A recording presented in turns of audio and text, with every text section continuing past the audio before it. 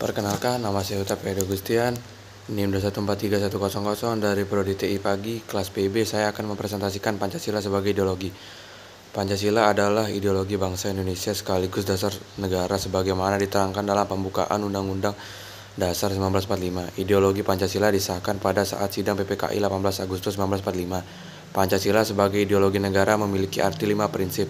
Panca berarti 5 dan sila berarti prinsip atau asas. Ideologi Pancasila bersumber pada jiwa dan kepribadian bangsa Indonesia. Nilai yang terkandung dalam ideologi ini dianggap mampu merefleksikan budaya, nilai, dan kepercayaan masyarakat Indonesia secara menyeluruh. Pancasila sebagai ideologi terbuka juga memiliki dua dimensi nilai, yaitu nilai ideal dan aktual. Kedua nilai tersebut yang menjadi landasan bahwa Pancasila akan senantiasa menerima pengaruh hari luar dan Pancasila akan sejalan dengan perkembangan zaman. Tantangan Pancasila sebagai ideologi negara. Pancasila sebagai ideologi negara ternyata tidak bisa lepas dari tantangan yang ada.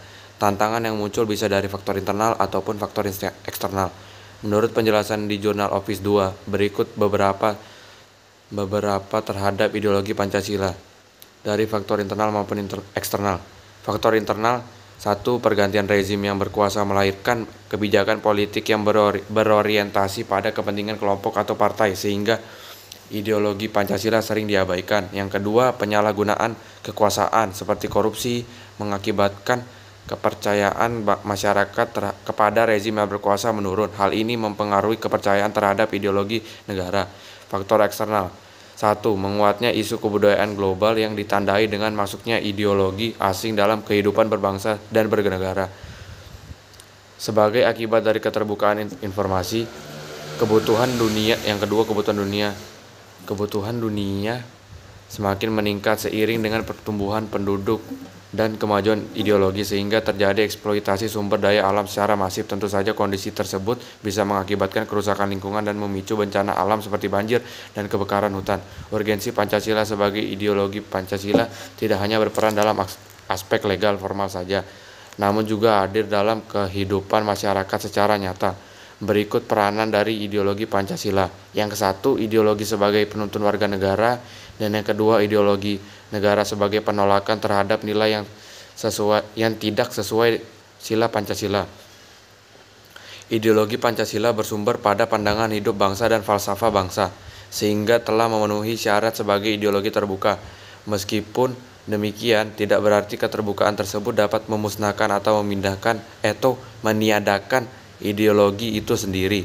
Justru sebaliknya, keterbukaan menjadi kekuatan tersendiri untuk Pancasila. Faktor pendorong keterbukaan ideologi Pancasila. Pancasila sebagai ideologi terbuka ternyata dipicu oleh beberapa faktor. Dalam Jurnal Office 2 disebutkan beberapa faktor menjadi pendorong keterbukaan ideologi Pancasila.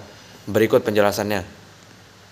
Yang kenyataan dalam proses pembangunan nasional dan dinamika masyarakat berkembang cepat. Ideologi tertutup cenderung memperlambat perkembangan diri. Pengalaman sejarah politik Indonesia di masa lampau, tekad untuk memperkokoh kesadaran akan nilai dasar Pancasila yang sifatnya abadi dan hasrat untuk mengembangkan secara kreatif dan dinamis demi mencapai tujuan nasional. Demikian penjelasan ideologi Pancasila sebagai ideologi terbuka.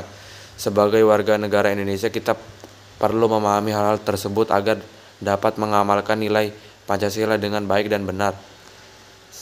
Sekian presentasi dari saya. Jikalau saya ada salah kata, mohon maaf. Selamat pagi.